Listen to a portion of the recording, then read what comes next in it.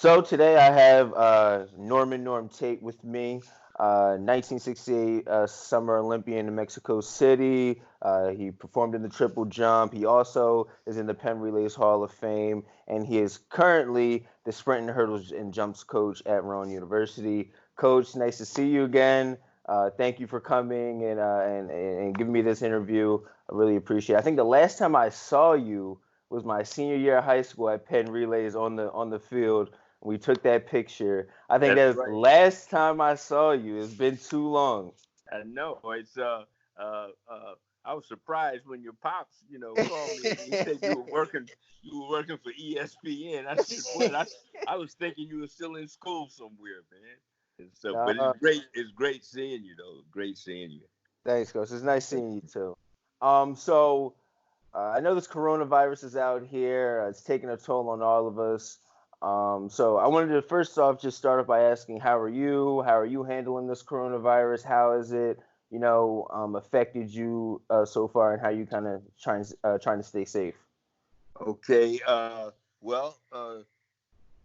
first effect it had on me, we were at the indoor nationals in Winston-Salem. Uh, Day before the championship started, athletic director called us and told us we had to come back home. And you know, uh, we had to go through the process of telling the kids, and that was the hardest thing. Uh, we had 13. I had 13 kids that had qualified. We had 4x4. I had 4 jumpers, 3 long jumpers, and a triple jumper, and we had a DMR that one of my 400 runners was on, and we were in the mall when we got the call. That's crazy. And so we rounded up all the kids, and we were in the parking lot of this big mall in Winston-Salem, Haynes Mall. And that's where we met with the kids in the parking lot, fighting back tears and, you know, trying to get them to understand why it was happening. Because at that particular moment, the NCAA hadn't made a decision yet. At that particular moment, when our athletic director called us, it was the school's decision. And so then we had to deal with the questions from the kids as to why would the school do this, and the meet was going to be held and stuff. Well, fortunately, by the time we packed up, we went to the hotel, packed up, and got to the airport. By that time, the announcement came that the NCAA had canceled all of the uh, uh, rest of the indoor tournaments, basketball, the NCAA track and field championships, and the outdoor season. And then that really struck a blow because it was over. You know, Exactly. uh, uh, you know. Fortunately, it had 2 seniors on the team, so the NCAA has granted eligibility for the outdoor season. So if I have any kids that want to come back, that graduate, if they want to come back next year, take a couple of grad courses, they have that outdoor season eligibility left. For the underclassmen, they still have an extra outdoor season eligibility. So that sort of eased the feelings of the kids. But for me, uh, we don't have anything until October. You know, uh, fortunately, I'm in a better position than a lot of the other younger coaches because I was retired. Right. So I'm collecting Social Security. I have a pension check that comes, monthly. So I'm getting 2 checks, actually 3 checks for a while because the school is paying us for the remainder of this year. Oh wow, that's So I'm great. getting a check every other week from the school. I'm getting a Social Security check and I'm getting a pension check. So it's not a hardship for me. Right. Um, in fact, with this stimulus check that they're supposed to be sending out to everybody, that $1,200 is just some extra money I'm putting in the bank. Uh, uh, Add it to your but, but savings. you're right. But see, but unfortunately, everyone is not in the position that I was in. I mean, our head coach, that's his full-time job. He's getting paid until the end of June, again, because he's under contract. But we don't know at this point what's going to happen. We don't know how long this is going to last. I mean, we're looking now at next October, October 2020 season starts. Well, he's looking at actually September because of cross country and stuff. But at this point, no one knows how long this is going to last. Uh, More cities are coming down with cases. It hasn't leveled off in the areas like New York and in New Jersey. It hasn't leveled off yet. So they're saying, some people are saying 10 weeks. Some people are saying 12. Some people are saying it could be 4 or 5 months. So who knows? Come September, we might still be under a situation with no sports. So it's hard to say. But for me, I'm laying low. I'm home now. I haven't been out of the house yet. I may go out once a day to get a newspaper, and I'm back in. I have everything. I have everything here. I need food. I got a million tapes, and so I mean, I have a lot of things. Have a lot of things to do. I have when I was growing up, I used to like to paint, and you've seen those portraits and stuff where you paint by numbers. Mm-hmm. Well, a friend of mine for Christmas bought me this because she had happened to overhear me say that I used to paint when I was a kid. She bought me an easel, uh, 2 different size portraits, and a set of paints and everything, and I haven't even touched it yet. So right now, I've been doing a jigsaw puzzle that I'm almost finished.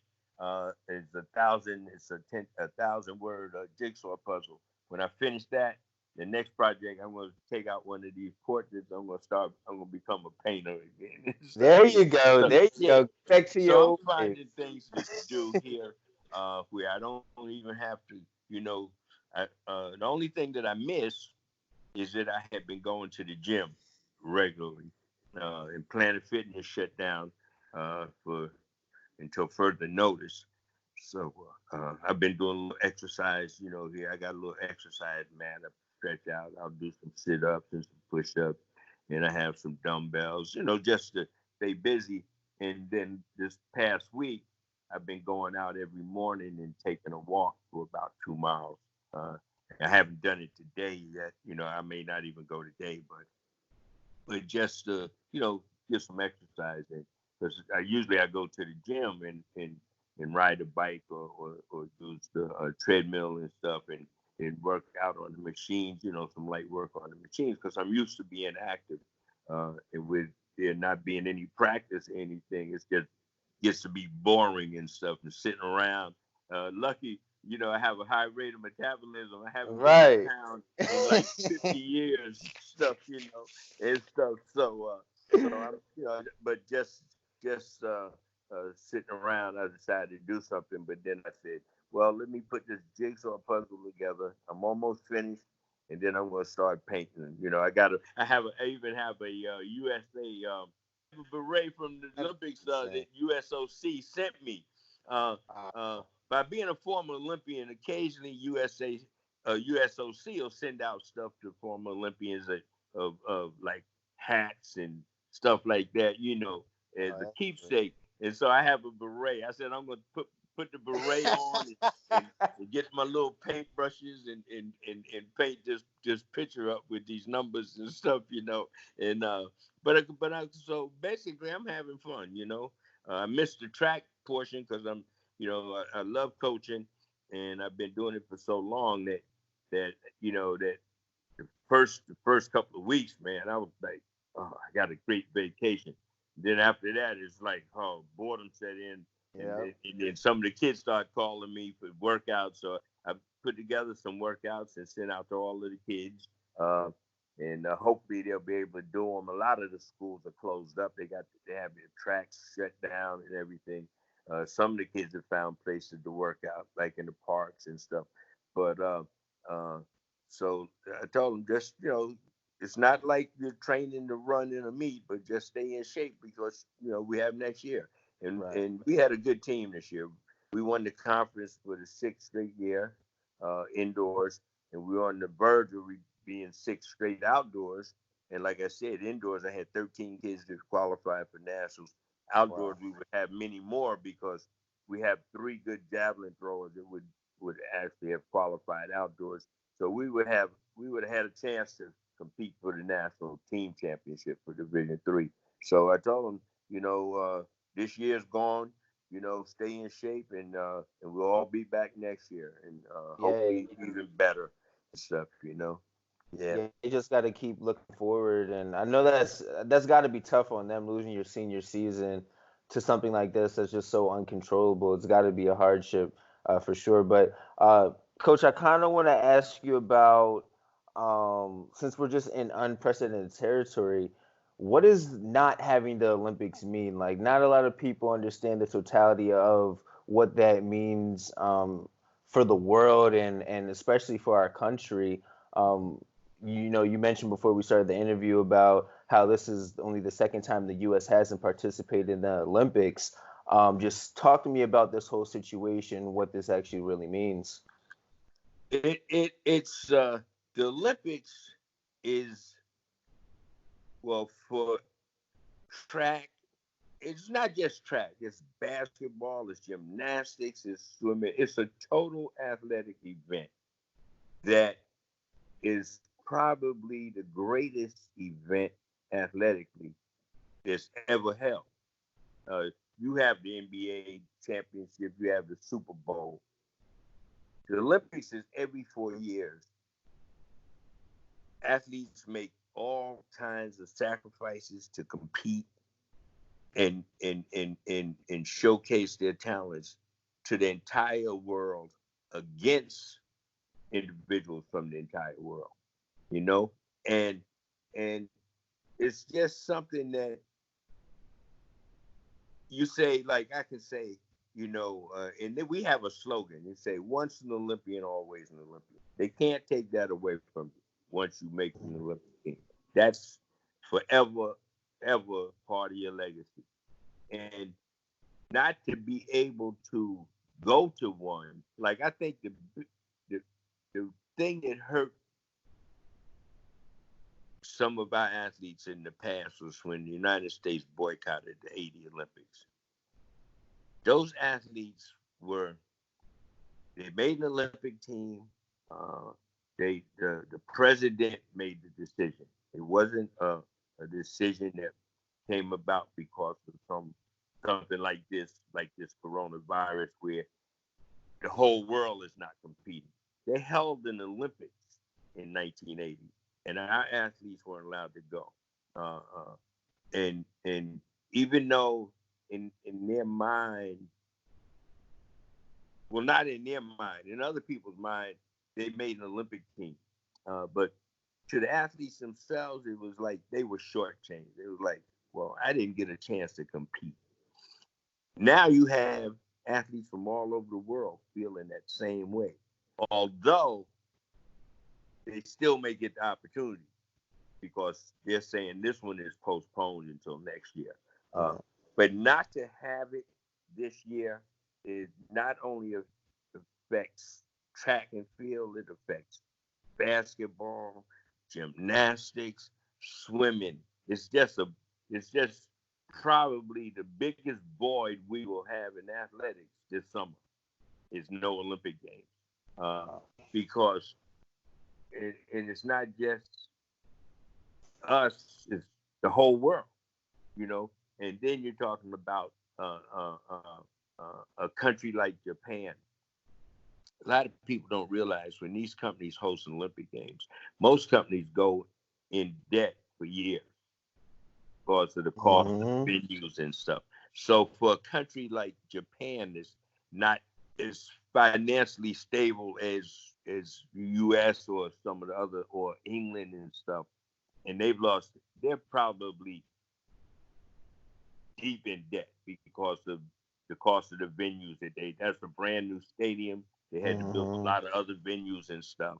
So not to be able to recoup some of that money this year, uh, uh, uh, and it may not even be on the same magnitude next year. That's the other thing, because it's an off year. Uh, uh, and then you think about all of the people that are trying to get refunds now from the airline. I saw something on the internet yesterday where some people that had already booked and paid for the airline tickets. Some of the airlines are giving refunds without any charge, extra fees. Some of the athletes, some of the airlines aren't giving refunds. Wow. Yeah. So hopefully they can work out something where it's a holdover till next year if the Olympics going to be held. So a lot of people are going to lose money, and the athletes definitely are going to lose a lot of money because I, of the sponsorship they get from the shoe companies and from other from commercials, everything. And as I said earlier, this is their livelihood. Uh, uh, exactly. I was working a full-time job when I made the Olympic team because it wasn't considered a professional sport. So any athlete back then, they were working, unless if they were still in college, they were in school. But if they were finished college, then they had full-time jobs. I was teaching and working as a counselor at a job course. I was working as a counselor overnight at a job course center in Central Jersey, and during the daytime, I was substitute teaching because I was able to make more, and then have hours that I could control. So my full time Exactly. job was overnight as a living counselor at Job Corps Center. The That's days that I wanted to substitute, I would drive to Newark from Edison and do substitute teaching. But then, even those days, I would come back to Rutgers and practice on the track, most times by myself, you know, training to make the Olympic team and stuff. And I did that I finished school in 65. I made the Olympic team in 68. So for 3 years, I was doing double jobs and stuff and still training. how did you seem to do that though? Like, how It, did you seem to it, juggle three jobs it, essentially, it and was be able to be as elite as you were? because of my mindset. I went to the Olympic trials in 64, my junior year in college. I was picked to make the team by Track and Field News. Wow. I had never competed on that stage. I had been in some smaller competitions in Europe, uh, but nothing like the Olympic trials. When I went out to LA in 64 to the Olympic trials and walked into the Coliseum, it was like, oh man, look at the size of this stadium and stuff. So it overwhelmed me. Didn't compete well. I finished 8th in the trial. I was picked to be 3rd behind actually 2 guys from Philadelphia, were the 2 best triple jumpers in the U.S. at that time. It was Really? Ira Davis that went to LaSalle and Bill Sharp, who was uh, uh, working for the Philadelphia Police Department at the academy. He Wow. was a he was a trainer at the police academy. They were the 2 best triple jumpers in the United States at that time, and both happened to be from Philadelphia and competed for Philadelphia Pioneer Club. I Wow. was still in college, and I was ranked 3rd, and I was picked to make the team. I went out to California. Like I said, I finished 8th. It wasn't because I wasn't physically prepared. I wasn't mentally prepared Mm, to compete on that level, and then not to be overwhelmed by the size of a stadium and that whole thing.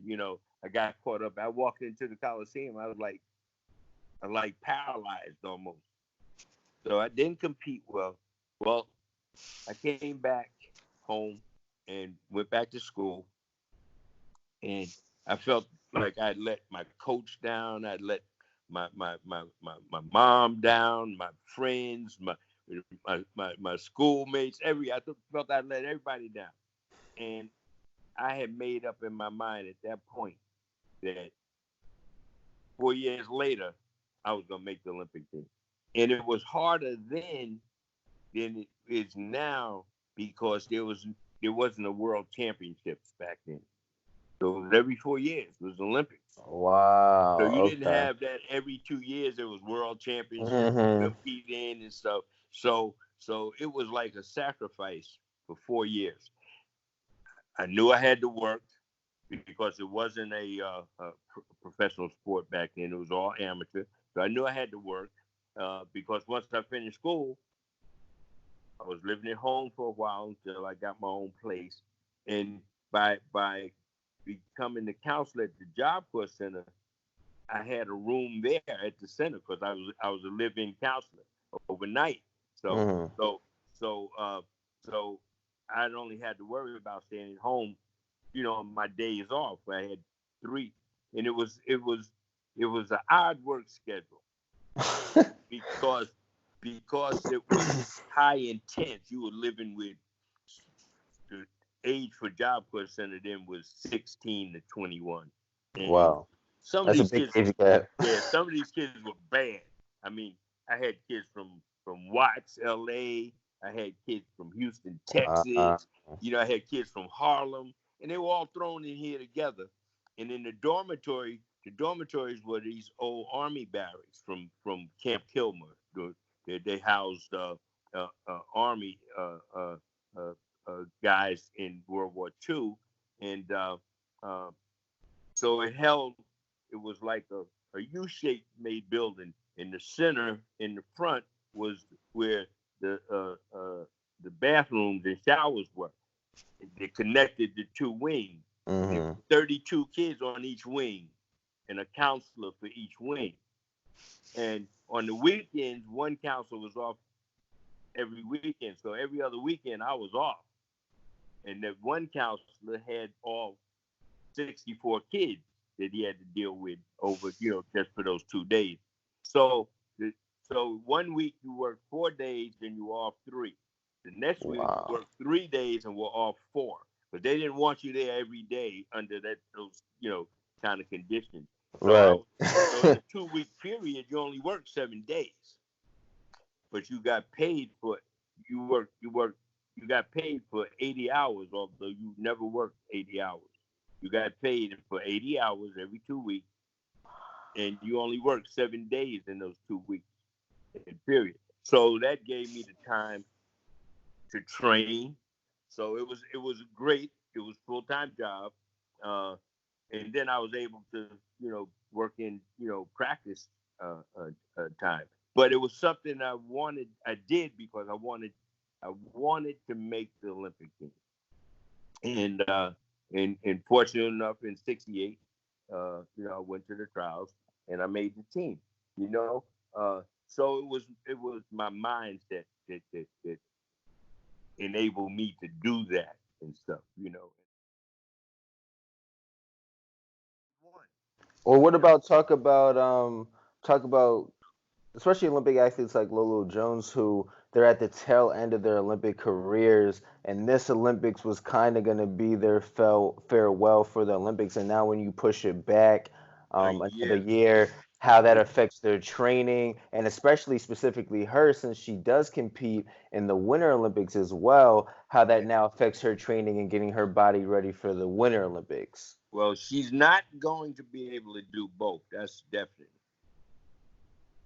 And my thought on it is that she probably has a better chance of making the Winter Olympics than the Summer Olympics. Mm-hmm.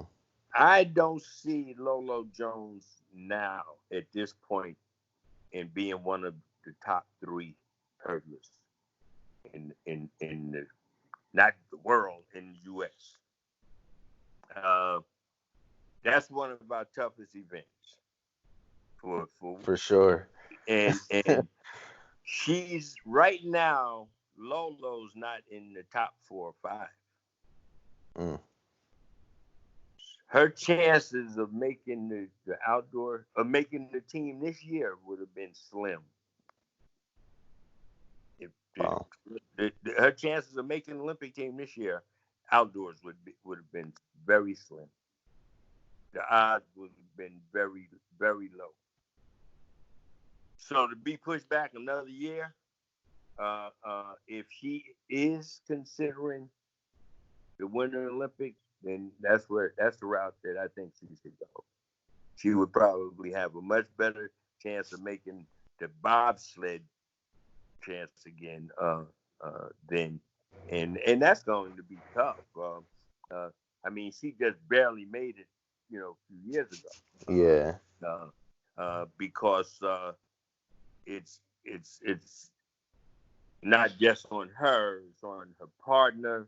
Everything has to go right.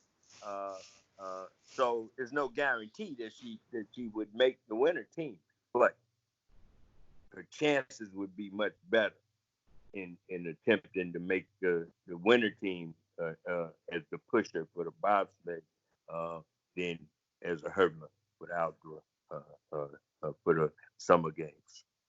I just don't see her making it in the hurdles now with the hurdlers that we have. It's just too many. Right. That are much better. And when I say better, it's not technically. She'll always be a good hurdler. Oh But yeah. the hurdles is a sprint event, and I just don't think she carries the speed that to make the team that she had when she made those other teams. Exactly.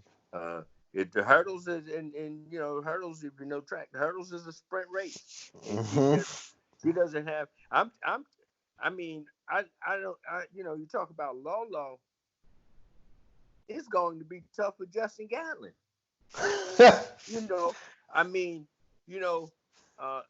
Gatlin's still got a lot of speed, but each year He loses a step. he's losing a step, and who knows? By it being postponed to next year, it may cost him making another team. Wow. Because I mean, you look at the people that come up, and they're younger, they're hungry, Mm-hmm. and they're fast. And so Justin could find himself in the same boat as Lolo, maybe finishing fifth. Wow. Or sixth.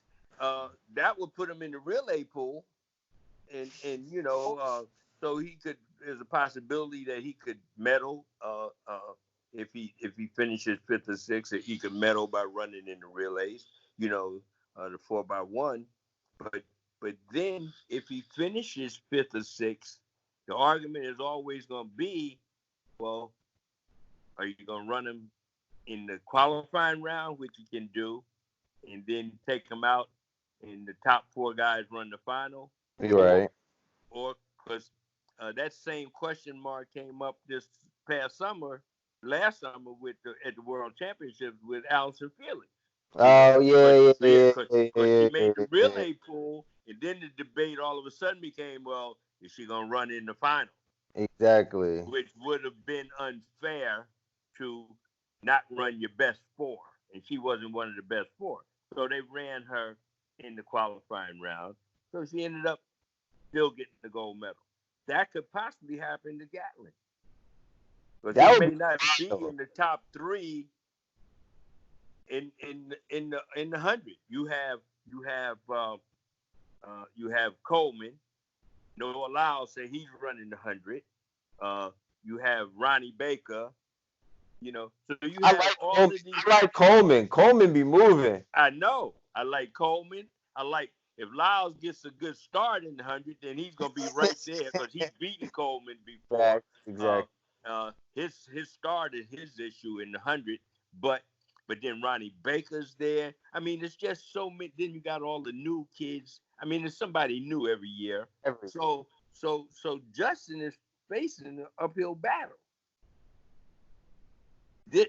And then this year, by not having any competitions as of yet, just makes it harder to continue to train at that intensity. Exactly. That was to compete the next year. It may exactly. not be an outdoor season. They don't know yet. But that's what I'm saying. That's what I was really asking. I was just like, how is not being able to train and a big thing for track athletes is peaking at the right time. Right time. You're setting yourself up to peak at this prominent moment, and then now they're pushing it back, Right. and now you have to like alter your whole training schedule that you have prepared. Like that's a lot, and people don't It is understand a lot. that It's takes a a lot. toll. And it's not just a lot physically. It's so much mental resources that you have to deal with in track and field. It's amazing. Right. It's gonna be the mental phase that's gonna have more of an effect on him than than the physical. I mean, even mental fatigue is worse than physical fatigue. Hmm. Physical fatigue, you can go and rest for 2 days and come back Exactly. and feel great. Mental fatigue is ongoing, and once it sets in, is you. I mean, you just. I mean, sometimes it ends up you going to see doctors and stuff. And all kinds of things and stuff. Uh, Depression can set in, and that's what I'm saying. He has so much to deal with at his age now than he will ever have that he did from the past. It's just gonna be totally different. Uh, because now he's looking at he hasn't competed since the World Championship in Qatar. That was the last time he competed. Jeez. So all this time he's been training. He didn't compete in. See, Coleman ran a couple of races indoors. Indoor, right? He ran a Yeah. couple of Okay. races indoors. Some of these athletes have been training since Qatar. I mean, you got guys like Grant Which Holloway was and those last guys. year. They didn't run indoors. Noah Lyles didn't run indoors. But it's not going to have the same effect on them that it's going to have on Justin just because of their youth. See? Justin is dealing with an age issue along with everything else. Okay? He's what, 35? He'll be 35 Mm-hmm. and stuff. Well, actually, he'll be 36. Really? I thought it was He'll be 35. 36. Yeah, he's Okay. 35 now. So he'll be Okay. 36. So he's dealing with the age thing, and it has to affect him, in his mind. He has to say, well, hey, this is another year older. I wonder if I lost another step. Yeah, those He thoughts has creep to into be your mind. thinking. He has to be thinking about all those things. Uh, uh, Whereas when you're young, you don't think about those things. You just get out and train and run, and you're having fun and stuff. Training has to even be harder for him now. Training is taking its toll because on that level, training is tough to compete Exactly. on an international level. What you put your body through is torturous. I know as a former athlete that every level that I moved up to, it became tougher, training wise, Mm. preparation wise. And when I quit, I was still jumping 26 plus feet. But you know what? Where it was? It was here. I was Mm. starting to make excuses not to train. Yep. It was easy to make it.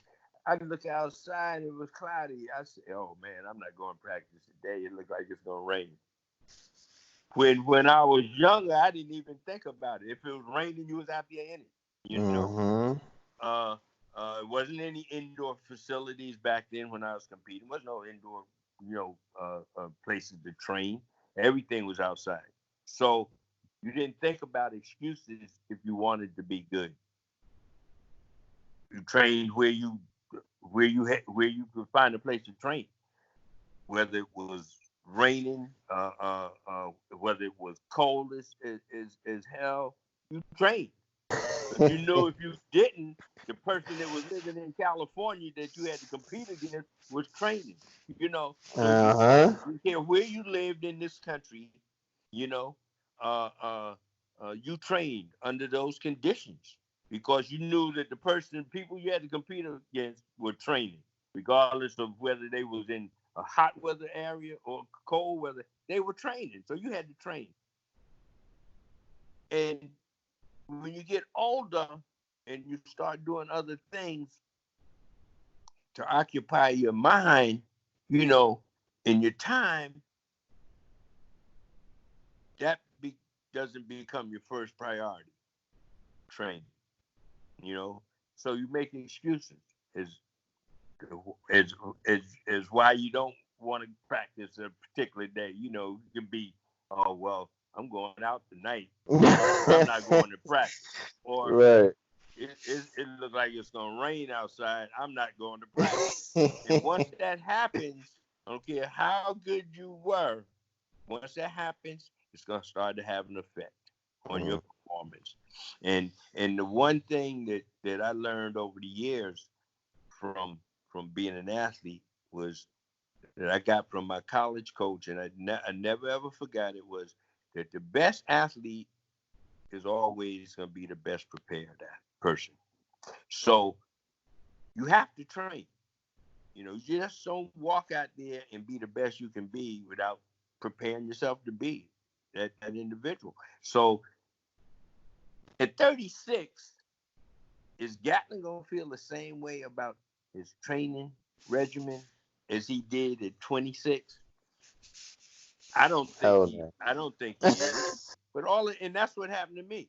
You know, when I quit, the last track meet I was in was, my son was born on a Monday, and I was supposed to be in a track meet that following weekend. And never forget, at Duke University, I was supposed to go to Durham to be in a track meet, and I called up the meet director and told him, I said, I just retired. Wow. Because I knew I was going to train the rest of that week. My son was born on a Monday. Okay, I'm overjoyed, happy. I'm looking forward to being at home. So my whole world changed instantly. That was the last track meet I competed in. I had just come from Japan. I had just come from Japan in 75. My wife picked me up at the airport. My wife and my sister. My sister was staying with her while I was away. And I was upset, actually, when I got to Kennedy Airport and my wife, they pull up in the car and my wife is sitting behind the wheel. She's 9 months pregnant and she's sitting behind the wheel. And I said, what are you doing driving? And I got mad at my sister. I said, that's why you're staying with her. You're supposed to be doing this. Check this. This is a Sunday. This is a Sunday afternoon. I get in the car, I drive from Kennedy Airport. I was living in Riverdale, New York. That night, my wife went into labor. My son was born 6:30 Monday morning. Wow. And I called the meet promoter, and I had just come back from a track meet where I had jumped 26.8. That's insane, man. And even then, I wasn't practicing. I wasn't training as hard as I had been in previous years, just because my wife was pregnant then, and I was working. You know, I'm working. My wife is pregnant, and I'm competing, and I'm still going, different big track meets and stuff. And I wasn't training the way I had been prior to that year. But I was still capable of jumping 26 plus and winning meets. Wow. But that Monday morning, after I left the hospital, that afternoon, I'm at home. I'm calling people up, telling them, I had a son. I'm overjoyed. My job had given me off and stuff. Uh, uh, told me to come back and work in a few days. So I'm calling. I'm happy.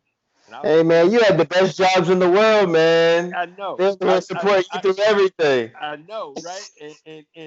And I called down to Duke to the meet director that was running the meet that was gonna be at Duke, and I said I'm calling to say I'm dropping out of the meet. I just retired.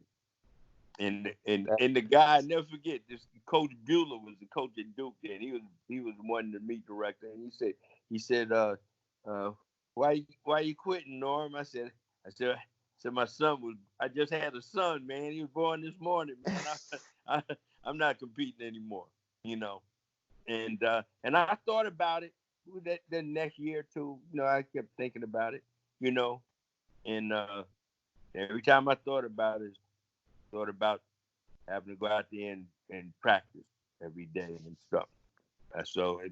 The urge never, I was going. I'd go to track meets and stuff. Uh, uh, but as far as competing, that was it. That was it.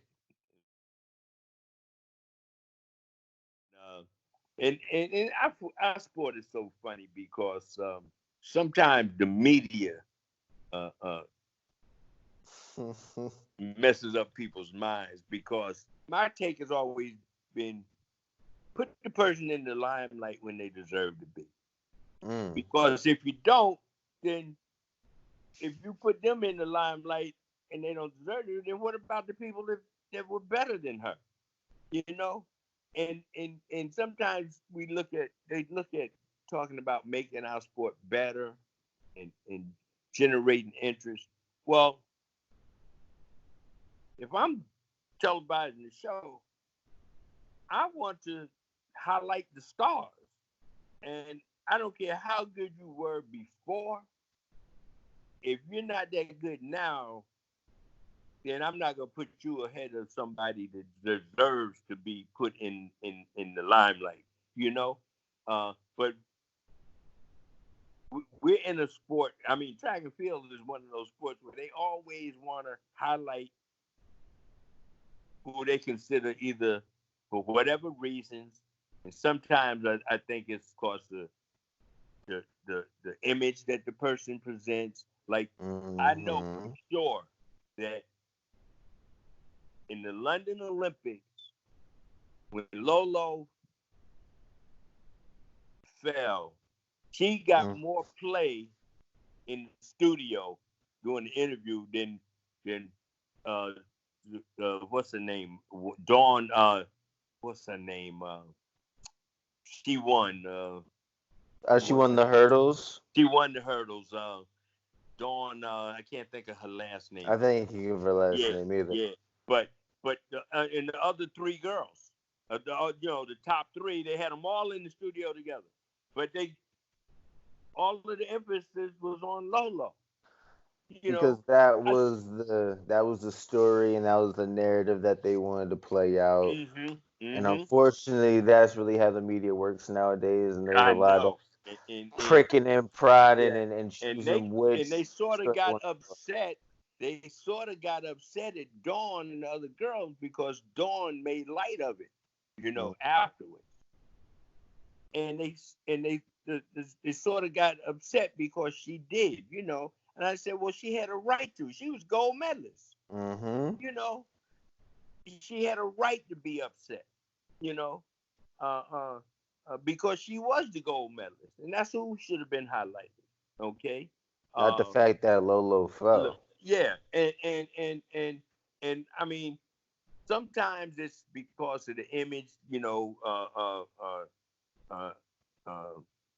and the girl mentioned it, Dawn mentioned it. She said, one of the reasons I know is because she was light skinned and pretty, and I was dark and not considered, to be beautiful,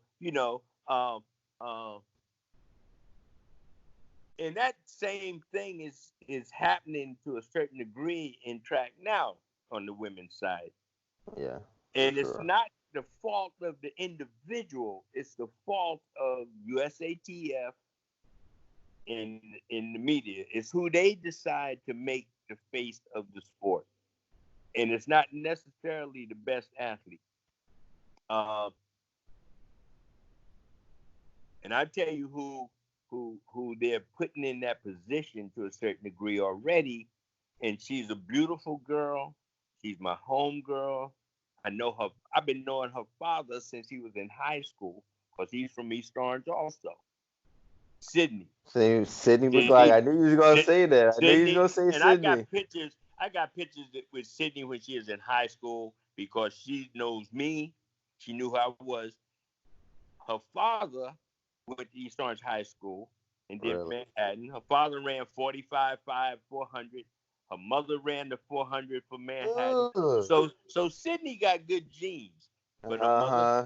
her mother's white, and that's where she gets the looks from. Her father's darker than you, Billy. Chocolate. Yeah, Chocolate. yeah. He's darker than you, okay? But I've been knowing him since he was in high school, because he went to the same high school I went to. Okay. Wow. I'm much older than he is, but he went to the same high school. I remember when he was in high school. Okay. And he was good athlete his senior year. And then he went to Manhattan and ran 40. He went to the Olympic trials in 1980. You know, he didn't make the team, but he went to the trials and stuff. He was a good quarter miler. But Sydney is being put in that same position, no fault of hers. But she's a beautiful girl. They even, like, right now, she's the second best hurdler in the world. Mm-hmm. But the media wants to put her on the top of the pedestal every meet, even though Delilah, who's a beautiful brown-skinned girl, is the best hurdler. I think Sydney is going to end up being the best hurdler, but she's still learning Because how she's to so hurdle. young. She's still She's so learning how to young. hurdle too. Delilah's a much better hurdler. Sydney's stronger than her in the flat. Sydney will beat her in an open quarter, but it's the hurdling is Sydney's downfall right now. But that's why Sydney has been so successful, is That's because she's so much stronger than stronger. everybody else. And you Yeah, saw yeah, that yeah, in the yeah. Olympics. You saw that her hurdle form was not the best. Right, and You it's saw still that not she was even relying in too much on strength. right, even in Qatar, it's still she's still learning. And her coach was a hurdler in the Olympics. Joanna Hayes was the Mm. 400 hurdler, so she's gonna learn to be a better hurdler. But it's gonna take time. But in the long run, I think Sydney's gonna end up being the world record holder and stuff. I agree. But they want I to put agree. her on the top pedestal now, USATF, because I tell everybody, Sydney's going to be the face of USATF. Yes, she She's going to be the is. face, just like Lolo was those years. And Lolo wasn't always the best hurdler all the time, because there always something happened where she fell or she did something happened. Something always happened with Lolo. Mm-hmm. Hopefully, I hope none of those things happen with Sydney. I think she's a much better athlete than Lolo was. Exactly. I So agree. so I think she's going to earn the right to be on the top pedestal without them putting her there. And I want to ask you about Lolo's comments that she made on ESPN, talking about how the IOC was not testing, or it could have been USATF as well, weren't testing athletes when the coronavirus outbreak started, and still they were still trying to have the game. So talk about that dynamic and what that actually means and how crazy of a situation that is. my take on that is that she's absolutely right, uh, uh, to a certain degree. If you're going to continue to publicize the fact that we're going to have the Olympics, we're going to field a team, uh, uh, and that was their mindset until earlier this what, week. last week? Yeah. When the one guy from Japan that's on the IOC for Japan said that he thought they should postpone it. Then Dick Pound came out, Canada said, well, Canada's not going, okay? Then Australia said they're not going. Jamaica was started talking about they weren't going to send a team to Japan. But in the process, everything that was coming from USATF was, oh, the trials are going to take place. I've been getting stuff from USA, about getting your tickets and your accommodations for the Olympic trials, and full steam ahead. Well, to publicly continue to advertise the fact or to publicize the fact that, yeah, we're going to the Olympics. The Olympics are going to take place.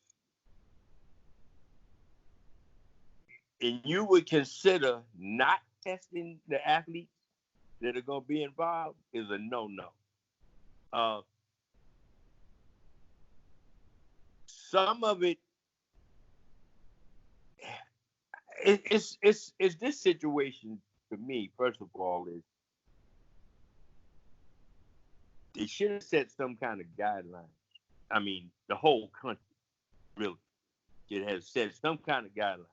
The first thing they said was that elderly people, senior citizens, was the target age that it was going to affect the most.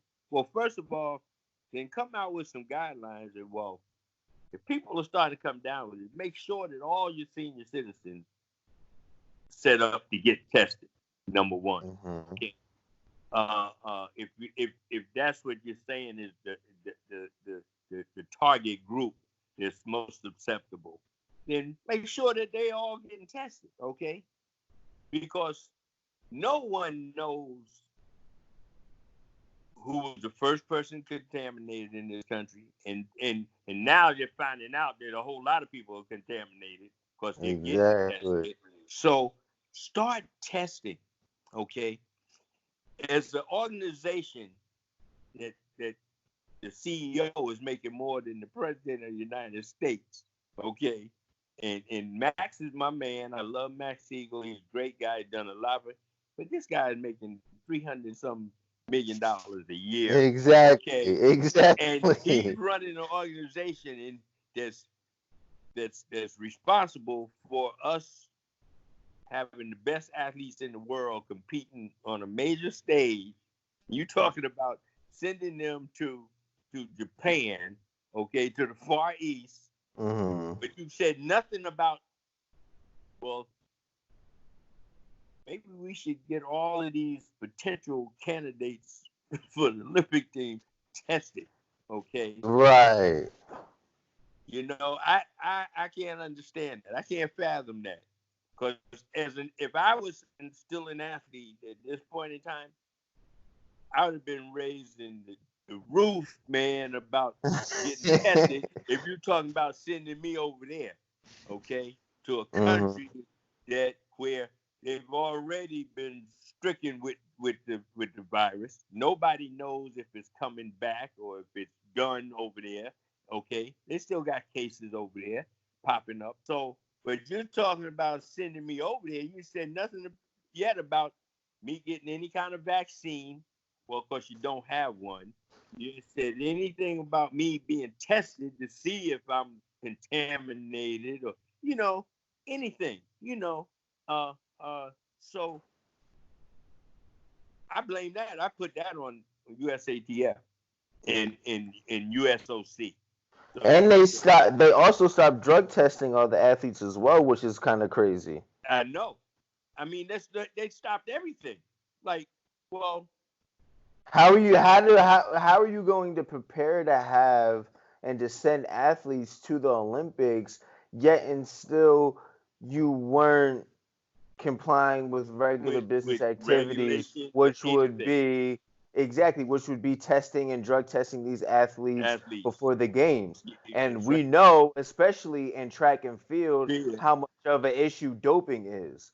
So it's And just kind and of like, and what are you and you doing? know that if they know that they're not being tested, then Exactly. I know that there's gonna be someone out there doing their On thing. pop hot. Okay, you know that.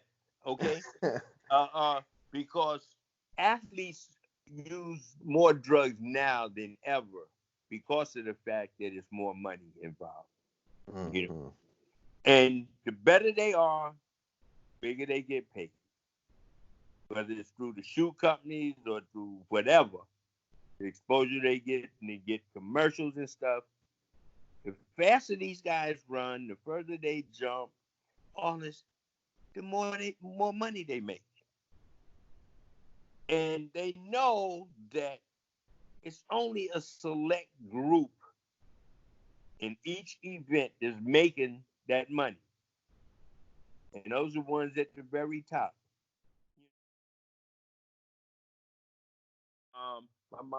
My mom went to every track meet I was in from my senior in high school all through college. My mom didn't miss the track meet. I don't care where the track meet was in the United States. She went to the point that when I made the Olympic team, I was in Mexico City, and I was in the village one day, and we've been down there approximately a week, and there's still another week before the Olympic Games was to start. And this one of my teammates, I don't even recall who it was. They saw me and said, "Norm, there's this lady uh, in the lobby of the building. She's been asking anybody that knows you, could you come over there?" So I didn't rush to get over there. I figured because they had newspapers from Newark and the local, they had reporters from the local newspapers from where people were from, and they were bugging you every day for stories and stuff. So I figured it was some reporter, somebody. When I finally just went back to our building in the village, to our dormitory building, there was my mom sitting in the lobby with her suitcases and no place to stay. Isn't that something? That is insane. The city of East Orange, the city of East Orange paid for her ticket and everything to come to the Olympic Games to see me compete. And I mean, you don't go to the Olympics like when they get ready to start and expect to have a hotel room, because people book up hotel rooms for the Olympic Games years in advance. Like, Hmm. people are trying to get their monies back from hotels in Japan now because they've been booked up for years and stuff. Hmm. But here was my mom sitting in the lobby of our building with her suitcase, so I had to find her a place to stay. And fortunately, you know, I was getting equipment from Puma at that time. I was wearing Puma. Puma had just been out a couple of years because there was only two shoe companies then. It was Puma and Adidas. Nike Hmm. wasn't even in existence yet. So I was switched back and forth depending on who was giving me the most free stuff because there wasn't any money involved in stuff. Hmm. I can say it now because the sport is professional. There's nothing they can do to me now. This was, you know, 1960s and the early 70s. I was getting money from shoe companies and stuff. It was all under the table. They give you money, It was a different and time back then. It was a it was different time different back then. time. It was, it wasn't professional, but the shoe companies still wanted you wearing their gear and stuff. Mhm. So there were athletes that they gave money to. Some athletes got more than others, uh, depending on your events and depending on how you were ranked and stuff. So I was able to get Puma to set my mom up in a hotel in Mexico City and take care of everything and stuff because I was wearing Puma stuff and I had gotten some money from them. So she had a nice time. She had a ball, but she was my main supporter. You know, she didn't let me work my last 2 years in high school. She didn't let me work a summer job so I could run for a track club and stuff. You know, Wow. and you know, and like I said, single mom.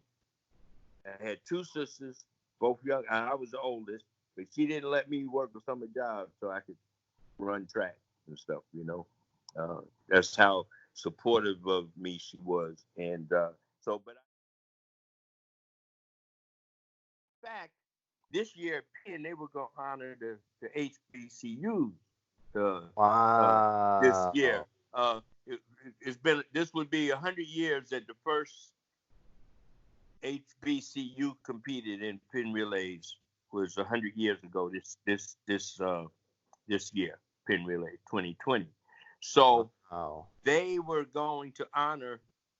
The meet was going to be in honor of the HBCUs that have participated over the years uh, um, since they began participating 100 years ago. They contacted me. I am the highest medal winner. Well, first of all, I ranked third. I ranked third on Ford. I ranked third on the all-time Penn Relay watch winners list. Ooh. I have 14 Penn Relay watches. 14? Eight from college. 8 from college. The other six from Olympic development events. Okay. And I'm the highest watch winner of any HBCU athlete. Wow. From a black college. I won 8 in college. This guy Rich Sands is his name. He works in media for Penn Relays. Mm-hmm. They called me up. They did an interview for me. Was going to be in the Penn Relay program this year. Then somebody from NBC Channel 10 sent me an email. I was supposed to get in touch with them, and then right after they canceled Penn Relays, they were going to do a little small vignette on me. Wow. For Penn Relays. Said it was going to be on Channel 10, running along with the Penn Relays. And then I was going to participate in a forum they was going to have in the Palestra that Friday. They were going to have a question and answer forum, and I'm hoping that they're going to carry it over to next year and still do the thing honoring the HBCUs and stuff. Delaware State's band was going to perform on Friday, that Friday of Penn Relay. Really? On the field. Yeah, on the field. They will have all of these events. Wow, this is going to be a crazy Penn Relay. It was going to be super. And wow. And now everything's on hold because of the cancellation. So I'm hoping they do it next year. But I ranked third on the all-time Penn Relay watch list.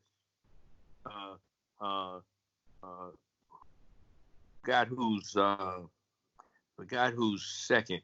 This girl is first. She ran for Adams Track Club. She has 21 Penn Relay watches. You won? Yeah. I want one. People got 21. I need one. But all of them came from running. Because she ran back in the day when there wasn't any college women running. It was all clubs. So she ran in Penn Relays all them years for Adams Track Club out of New York. Okay. And she won 21 Penn Relay watches. I'm third on the list with 14. Wow. There's one person ahead of me, a girl from George Mason University, Diane. I remember her because I gave her one of her watches one year on the victory stand. She was a heptathlete, and then she ran on some of the relays for George Mason. But she was a heptathlete also. But she won 15 He has one more watch than I have, but I'm third on the list, all-time watch winners total watches, and eight from college and 6 from Olympic development, long jump and triple jump and stuff. But it was going to be a super pin relays this year because they were honoring the participation of HBCUs in pin relay history and stuff. Wow, Yeah. that's really that's crazy to hear that Penley's was going to be that crazy. Mm-hmm. Well, I wanted to thank you for taking the time out having this conversation, Coach. It's been too long. We gotta make sure we stay in contact. Thank you Okay. for giving Well, us a little bit of insight on the Olympics and your time in the Olympics and how everything with this virus is affecting everything. I really appreciate you taking out the time. Seriously. I appreciate you calling me, man. Like you said, I've been knowing you a long time, and how's your little brother, man? He He's probably actually not doing. little anymore. He not little for sure. He almost my height. He's doing good. He's in school right now, trying to finish out his semester. But yeah, he definitely got a little bit bigger, Okay. for sure. Since the last Yeah, time you I saw remember him, you guys, man. but he's doing good. I remember you guys coming. Hey, every Sunday, boy. Okay, Every every Sunday, Sunday boy. you do. That's right, And then working me hard. and then me and my friend Butter. You know who Yeah. that was? Uh-huh. But it was fun. It was fun to see you guys grow up. And it's even more fun now to see you where you are and stuff, Because I was like really, really overjoyed, man, when your pops told me you was working for ESPN. I was like, wow, that's great, man, and stuff. And then to see, what you're doing, for ESPN. I mean, you're not just working for them. I mean, you're doing something, and that's great to see. And I mean, I might cut on the TV one day and see you behind one of the desks, man. I said, hey, I remember him when he was a little young guy, man. Hey And, man, you taught me a lot, Coach. and Those weekend clinics and yeah, not even just even the technical stuff that you were able to share your knowledge in, but just also just life and you were always big on having fun and sharing some of the knowledge that you have of just being a good person and just always putting in that work in and yeah. I appreciate you for that. Well, So I'm glad. I'm glad. I'm glad. I've somebody asked me one time, uh, what did I think my legacy would be, and I said, I just like to be known, when I'm gone that I was able to help other people be the best that they could be in whatever they pursued, and it wasn't just about. I've never ever been just about track. right. It's always been about being a better person in life. What will you be able to offer your community and when you stop running or and whatever you're gonna do, uh, what will you be able to offer everybody? And to me, it's like everybody that I've come into contact with, and that's why I think I still coach, uh, because uh, I still feel that I have so much to offer people, young people coming behind, and not just be a better athlete.